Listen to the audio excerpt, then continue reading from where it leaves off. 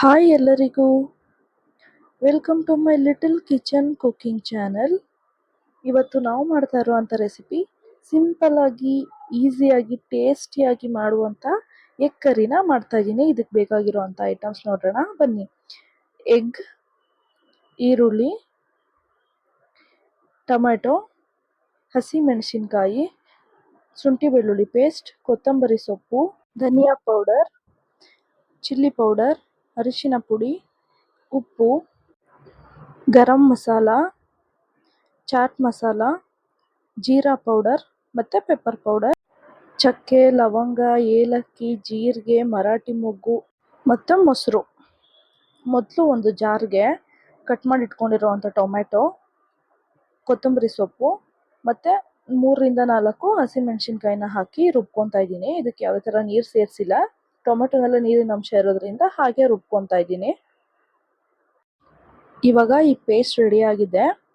ಇವಾಗ ಒಂದು ಸೈಡಲ್ಲಿ ಒಂದು ಪ್ಯಾನ್ಗೆ 4ರಿಂದ 5 ಸ್ಪೂನು ಎಣ್ಣೆ ಹಾಕೋತಾ ಇದ್ದೀನಿ.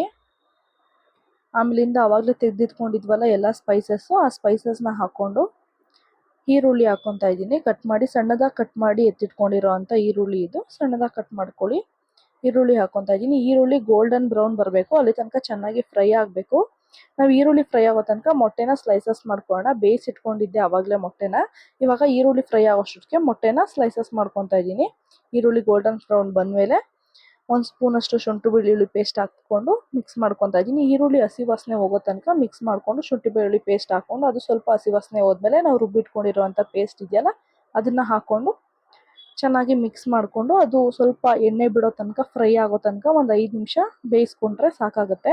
ಅದಾದಮೇಲೆ 1/4 ಸ್ಪೂನಷ್ಟು ಅರಿಶಿನ, 1 ಸ್ಪೂನಷ್ಟು ಚಿಲ್ಲಿ ಪೌಡರ್, ಅರ್ಧ ಸ್ಪೂನಷ್ಟು ಗರಂ ಮಸಾಲ, ಅರ್ಧ ಸ್ಪೂನಷ್ಟು ಧನಿಯಾ ಪೌಡರ್, 1/4 ಸ್ಪೂನಷ್ಟು ಚಾಟ್ ಮಸಾಲ,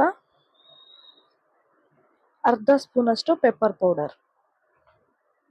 ಇದಿಷ್ಟನ್ನು ಹಾಕ್ಕೊಂಡು ಚೆನ್ನಾಗಿ ಮಿಕ್ಸ್ ಮಾಡ್ಕೊಳ್ಳೋಣ. ನಾವು ಹಾಕಿರೋ ಎಲ್ಲ ಸ್ಪೈಸಸ್ಸು ಚೆನ್ನಾಗಿ ಮಸಾಲ ಹಿಡಿಬೇಕು, ಅಲ್ಲಿ ತನಕ ಸ್ವಲ್ಪ ಬೇಯಿಸ್ಕೊಳ್ಳೋಣ. ಸ್ವಲ್ಪ ಎಣ್ಣೆ ಬಿಡೋ ತನಕ ಚೆನ್ನಾಗಿ ಬೇಯಿಸ್ಕೊಂಡ್ರೆ ಸಾಕಾಗುತ್ತೆ.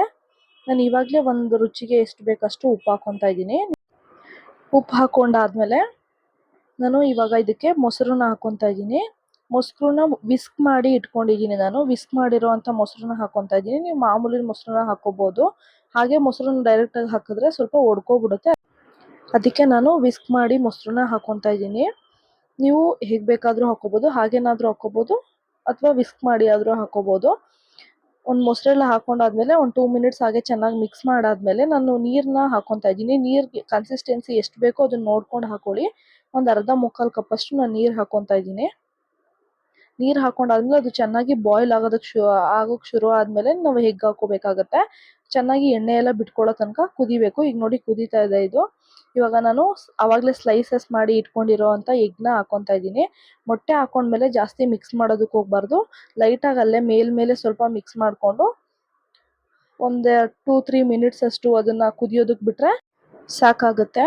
ಎಗ್ ಕರಿ ರೆಡಿಯಾಗಿ ಹೋಗುತ್ತೆ ಆಲ್ರೆಡಿ. ಅದು ಸ್ವಲ್ಪ ಕುದಿಯೋದಕ್ಕೆ ಶುರು ಮಾಡಿದಾಗ ನಾವು ಸ್ವಲ್ಪ ಬೇಕು ಅಂದರೆ ಮೇಲ್ಗಡೆ ಕಸೂರಿ ಮೇಥಿನ ಆ್ಯಡ್ ಮಾಡ್ಕೊಬೋದು. ನಾನು ಇಲ್ಲಿ ಹಾಕ್ಕೊತಾ ಇದ್ದೀನಿ. ನೀವು ಬೇಕು ಅಂದರೆ ಹಾಕ್ಕೊಳ್ಳಿ, ಇಲ್ಲಾಂದರೆ ಪರವಾಗಿಲ್ಲ. ನೋಡಿ ಫೈನಲ್ ಆಗಿ ನಮ್ಮ ಎಗ್ ಕರಿ ಈ ಥರ ರೆಡಿ ಆಗುತ್ತೆ. ತುಂಬಾ ಚೆನ್ನಾಗಿರುತ್ತೆ. ಪರೋಟಾಗೆ ಅಥವಾ ಪೂರಿಗೆ, ಚಪಾತಿಗೆ ಎಲ್ಲದಕ್ಕೂ ಕಾಂಬಿನೇಷನ್ ಆಗಿ ಚೆನ್ನಾಗಿರುತ್ತೆ. ಎಲ್ಲರೂ ತುಂಬಾ ಇಷ್ಟಪಟ್ಟು ತಿಂತಾರೆ. ನೀವು ಕೂಡ ಮನೆಯಲ್ಲಿ ಒಂದ್ಸಲ ಟ್ರೈ ಮಾಡಿ ಹೇಗಿತ್ತು ಅಂತ ಕಾಮೆಂಟ್ಸ್ ಮಾಡಿ ತಿಳಿಸಿ. ಸೊ ಇದಾಗಿತ್ತು ಇವತ್ತಿನ ನಮ್ಮ ರೆಸಿಪಿ. ಈ ರೆಸಿಪಿ ನಿಮಗೆ ಇಷ್ಟ ಆಗಿದ್ರೆ ಪ್ಲೀಸ್ ಸಬ್ಸ್ಕ್ರೈಬ್ ಮಾಡಿ, ಲೈಕ್ ಮಾಡಿ, ಶೇರ್ ಮಾಡಿ, ಕಮೆಂಟ್ ಮಾಡಿ. Thank you for watching.